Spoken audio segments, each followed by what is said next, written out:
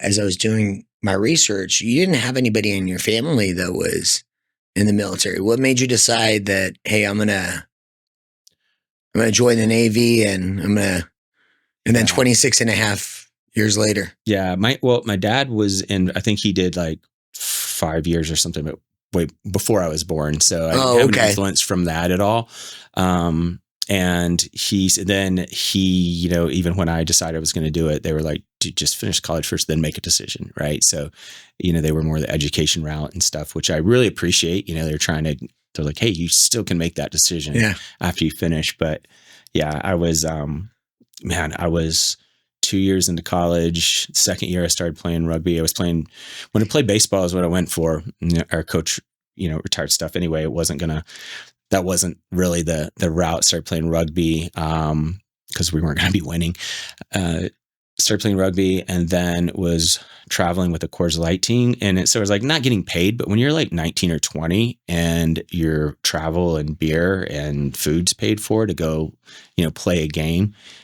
And, and honestly, like I didn't have much money. So that was pretty awesome. So you can't let a 19 or 20-year-old do that and expect him to come back, go to classes. Right. That's my excuse to myself. So it was a blast, but I wasn't really taking school seriously. And I knew I wasn't ready for career type behind the desk or anything like that. So I knew I needed to do something different just for a few years.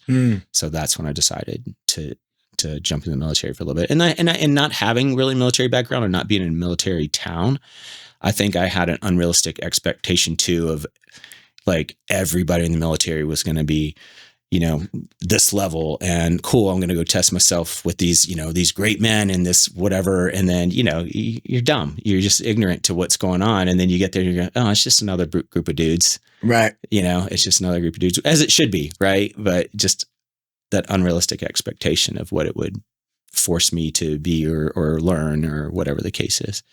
Well, what's the thing that you're most grateful for having served?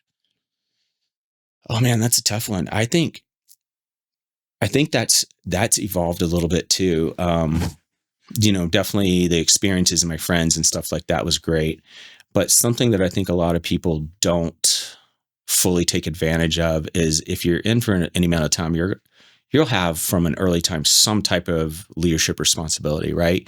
Whether you're, it's just one person and it grows eventually to, 50 people, 100 people, whatever the case is.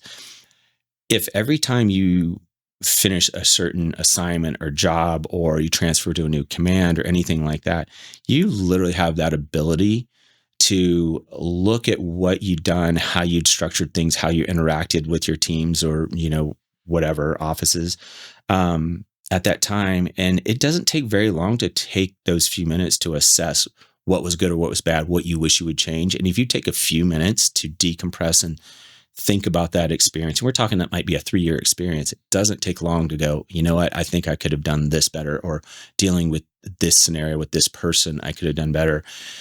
You can remake who you are like every 3 years. Like you go into your new place and you go, cool, I know something. Now I have 2 points that I'm going to improve on. So you really, with very little inflection, really, you can grow a lot as a leader or as a team builder or, just in whatever role that you're playing by just taking a few minutes to analyze it and go, cool, what can I do better this time? And if you're not doing that, I think you're missing a huge opportunity, because in a way it's an education too, right? Right. So it's kind of like, I look at it as like a lab class. If someone's going to be like, cool, dude, like, and sometimes you're not ready for it, or you don't think you're ready for it. And it's like, all right, here's your new position. Here's 50 people, try not to fuck them up. It's kind of how it is. So it's like a lab class, right? All right, cool. Let me take what I've learned and see what I can do with this and always evolve and learn. But really it is almost that simple. Sometimes you show up and it's freaking high five here. This you say 50 people and don't fuck them up. But it's really that simple sometimes. Seriously. If you enjoyed what you saw, like, share, comment, and forward to someone that this will bring value to. Thank you so much for all the support. We appreciate it.